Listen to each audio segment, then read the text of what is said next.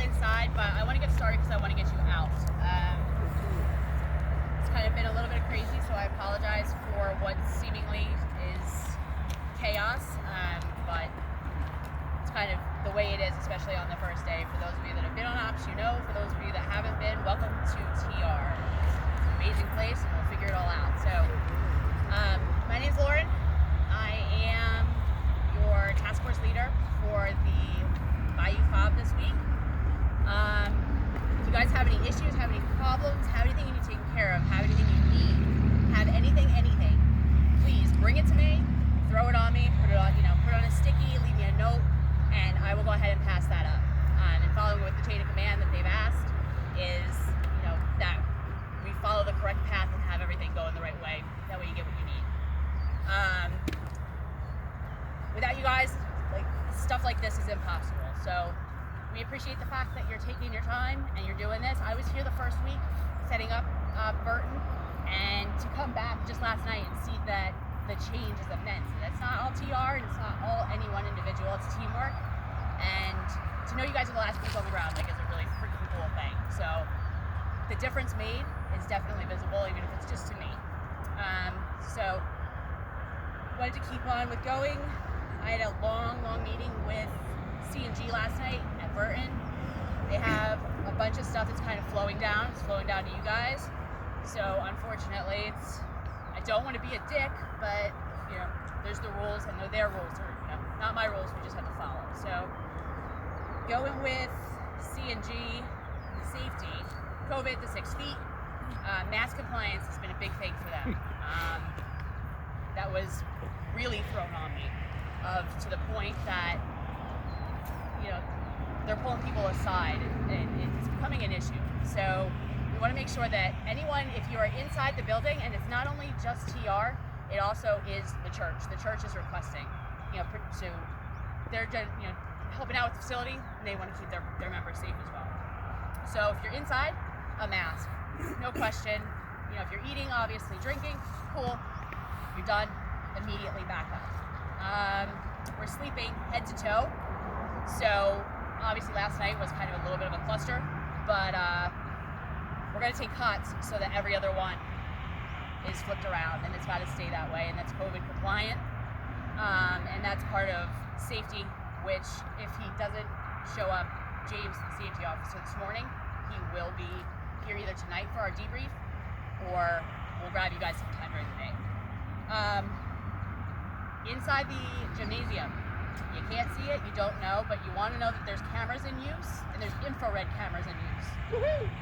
So if anyone thinks they're alone and they're getting naked, you're not alone and you're on camera. And not only that, but there's also a window that shows that server that you can see from inside the auditorium as well. So just protect yourself, make sure that you know, and the typical cameras are always watching. The shower trailer is going to be in use after 4 p.m. and that's done by one specific team. We're not allowed to touch it. They will come, set it up, get everything taken care of, and then it's free for use. Until they are here and you see an unfamiliar face sitting out there, it's off limits, and that's per Under Armour and their staff that they send out to graciously let us be clean. There's a washer and dryer inside the fob that you're free to use. Just make sure that pay attention, get your stuff in and out so you're not holding up anyone else. We have Josh doing food for us this week, which is awesome. He has totally kicked ass thus far, and will continue. And had nothing insanely kind words last night. That was the first thing I heard, was how you guys all work together, how you got shit done, and it was seemingly a prediction of a fantastic week, which was really nice to hear after everything of trying to get here and trying to get on the same page. If he pulls you aside, he's allowed 2 additional people to help him, and on a rotating basis. So if he asks you, feel free to say it's not my thing, or you're not interested, but he may ask. Today there's pocket Palantir training and some training for the heavy equipment operators over at Burton. I have the whole incident action plan. I have the 204s, I have the 211s, but the printer doesn't have them. So that's currently being worked on inside, and as soon as I do that, okay, we're good. So I will immediately, as soon as we're done, run in.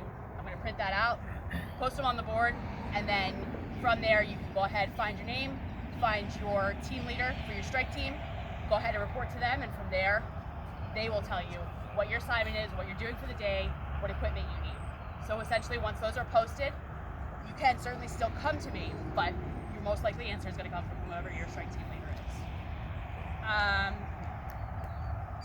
The schedule for the week is looking to go.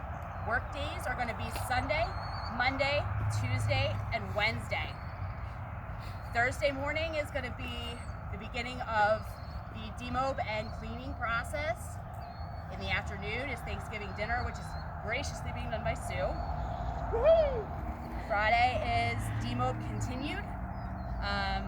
And then Saturday, which it doesn't concern you, but just know it's going to happen, is a walkthrough with the pastor and TR, C&G, and whomever may also additionally come to do a final walkthrough to kind of give the church back over with our gratitude of not only letting us stay here, but come help them as well. So give it back in better condition than we got it, even though you guys weren't here, to know what that was. Those offered to extend via that email, should you have gotten it. C&G is aware of it. They are aware. I've heard several people say I haven't heard anything back. I haven't either, because they don't know what they're doing. They know what needs to be done. It's just too early to tell how many hands they're going to need. So it's going to be coming later in the week. They're aware of everyone that's willing to stay. They're graciously, appreciative of it. Unfortunately, they just can't tell you right now. So I would expect to hear Wednesday, maybe hopefully before, but unfortunately just know that they know, we know, and it's coming. Big thing coming down was the gratitude and asking for just your flexibility. We know that you're here and giving up everything and time and money and everything else already, but with it being the last demo week of this op, obviously everyone is different. Nothing can be predicted, so they're going with the flow, but they need your patience, they need your flexibility, and with that, it's greatly appreciated. The beer flag. There's been some rules changed very recently. The pastor does not want any alcohol on the property, and we respect that. We go ahead, and we have been graciously given permission by a neighbor, I'm guessing it's over here, to use their property and go ahead and do our nightly fire and beer flag.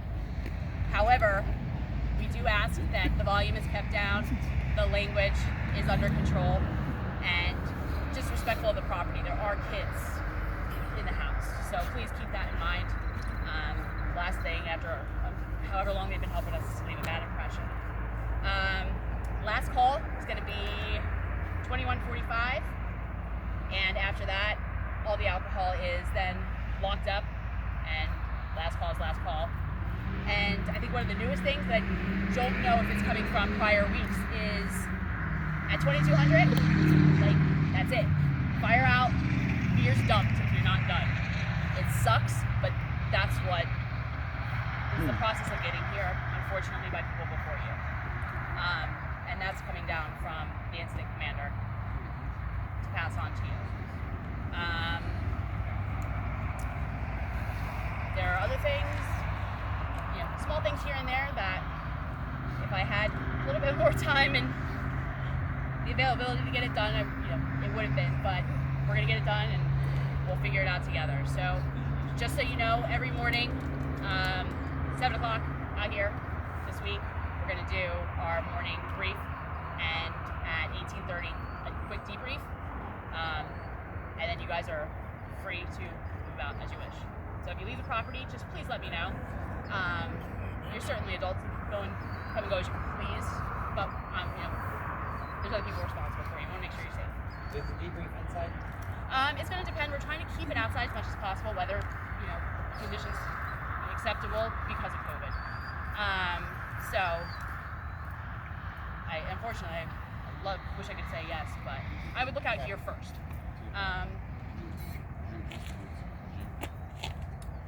Boots in the gym. Work boots once you're inside the auditorium. No boots, no work boots within that area. So if you want to put a pair like sandals, flip flops, or whatever non-work shoes you may have on there, and just do a swap out. That way you're just not bringing the shit you've had all day back into where you live. I had it once on and off last year. It became a health issue, so try to avoid it. Can you post the 204s or have them outside since a lot of people... Sure, yeah. We'll get this for today. Yeah, absolutely, not a problem. I will go ahead and get them probably up on this back door over here, across from the back of the mobile locker. So, anybody have anything they want, need, complaints, problems, concerns, questions unanswered? Okay, so Mark is going to come up and do a quick